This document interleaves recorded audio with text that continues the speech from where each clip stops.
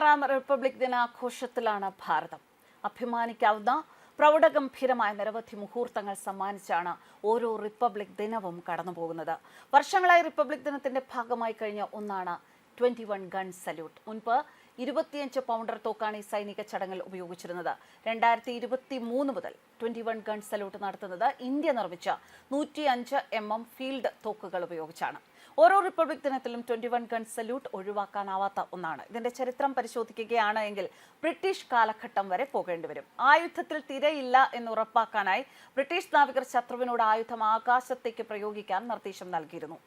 എന്താണ് 21 gun salute? പരമ്പരാഗതമായി പിന്തുടരുന്ന സ്റ്റാറ്റിക് ആചാരങ്ങളുടെ ഭാഗമാണ് എക്കീസ് ടോപ്പോക്കി സലാമി അഥവാ 21 ഗൺ സല്യൂട്ട്. ബഹുമാനത്തിന്റെയും മഹത്വത്തിന്റെയും ഒരു ആംഗ്യമാണ് ഇത്.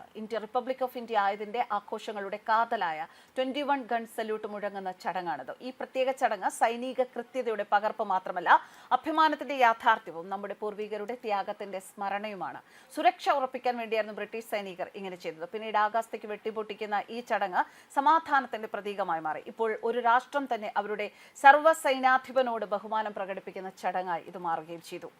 സ്വാതന്ത്ര്യത്തിന് മുൻപ് രാജാക്കന്മാരെ, നാടുവാഴികളെ മറ്റും ആകാശത്തേക്ക് വെടിവെച്ച് ബഹുമാനിക്കുന്ന ചടങ്ങുണ്ടായിരുന്നു. അന്ന് 19 പീരങ്കിയോ 17 പീരങ്കിയോ ഒക്കെ ആയിരുന്നു ആകാശത്തേക്ക് വെടിവെക്കുന്നതിനായി ഉപയോഗിച്ചിരുന്നത്. സ്വാതന്ത്ര്യത്തിന് ശേഷം ഈ ചടങ്ങ് ഇന്ത്യൻ സൈന്യം തന്നെ പിന്തുടർന്നു. രാഷ്ട്രപതി സ്ഥാനമേൽക്കുമ്പോഴും റിപ്പബ്ലിക് ദിനത്തിലുമാണ് 21 ഗൺ സല്യൂട്ട് നടക്കുന്നത്.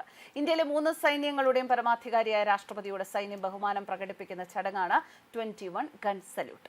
ദേശീയ ഗാനത്തിന്റെ പശ്ചാത്തലത്തിൽ പീരങ്കി തോക്കുകളുടെ അസ്പഷ്ടമായ ബൂമുകൾ ഉണ്ടാകും. ദേശീയ ഗാനത്തിന്റെ 52 സെക്കൻഡ് ദൈർഘ്യം മുഴുവൻ ഉൾക്കൊള്ളുന്നതിനായി 7 പീരങ്കി തോക്കുകൾ 3 റൗണ്ടുകളിലായി 2.25 സെക്കൻഡ് ഇടവേളയിൽ വെടിവെക്കും. 21 തോക്കുകളുള്ള സല്യൂട്ട് അതിനെ വിളിക്കുന്നത് പോലെ തന്നെ നമ്മുടെ എല്ലാ റിപ്പബ്ലിക് ദിനങ്ങളുടെയും ഒരു സ്ഥിരം സവിശേഷതയാണിത്. ദേശസ്നേഹത്തിന്റെ, പരേഡിന്റെ, ആഘോഷത്തിന്റെ ഒക്കെ ഒരു ദിവസം.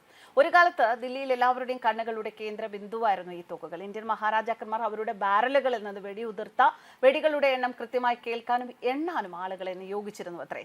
1950 ജനുവരി 26 ഡോക്ടർ രാജേന്ദ്ര പ്രസാദ് ഇന്ത്യയുടെ ആദ്യത്തെ രാഷ്ട്രപതിയായി സത്യപ്രതിജ്ഞ ചെയ്ത ശേഷം അദ്ദേഹം രാഷ്ട്രപതി ഭവനിൽ നിന്ന് ഇർവിൻ ആംഫി തിയേറ്ററിലേക്ക്, അതായത് ഇപ്പോഴത്തെ മേജർ ധ്യാൻ ചന്ദ് സ്റ്റേഡിയം, ഒരു സ്വർണം പൂശിയ കുതിരയെ വരച്ച ബാക്കിയിൽ സ്വീകരിച്ചു. ആദ്യമായി നമ്മുടെ സ്വന്തം രാഷ്ട്രപതിക്ക് 31 തോക്ക് സല്യൂട്ട് നൽകി. ഒടുവിൽ 21 ഒരു അന്താരാഷ്ട്ര മാനദണ്ഡമായി മാറി. 1971 ശേഷം 21 തോക്ക് സല്യൂട്ട് നമ്മുടെ രാഷ്ട്രപതിക്കും സന്ദർശിക്കുന്ന രാഷ്ട്രത്തലവന്മാർക്കും നൽകുന്ന ഏറ്റവും ഉയർന്ന ബഹുമതിയായി മാറുകയായിരുന്നു.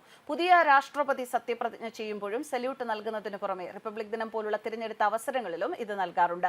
ഇപ്പോൾ സല്യൂട്ട് ഒരു കൊളോണിയൽ ശ്രേണിയിലെ സ്ഥാനത്തെ സൂചിപ്പിക്കുന്നില്ല, മറിച്ച് സല്യൂട്ട് ഇപ്പോൾ നമ്മുടെ ജനങ്ങളുടെ പരമാധികാരത്തിനുള്ള അംഗീകാരമാണ്. റിപ്പബ്ലിക് ദിനത്തിൽ ദേശീയഗാനവേളയിൽ തോക്കുകൾ മുഴങ്ങുമ്പോൾ അവയുടെ ശബ്ദം നമ്മുടെ രാഷ്ട്രത്തലവൻ എന്ന നിലയിൽ നമ്മുടെ രാഷ്ട്രപതിയോടും നമ്മുടെ ദേശീയ പതാകയോടുമുള്ള ബഹുമാനത്തിന്റെ അടയാളമാണ്. തോക്കുകൾ ഇപ്പോൾ കുതിക്കുന്നത് നമ്മുടെ ഭരണാധികാരികൾക്കും മഹാരാജാക്കന്മാർക്കും വേണ്ടിയല്ല എന്ന് മനസ്സിലാക്കുക ജനങ്ങൾക്ക് വേണ്ടിയാണ്. ന്യൂസ് ഡെസ്ക് കർമ്മ ന്യൂസ്.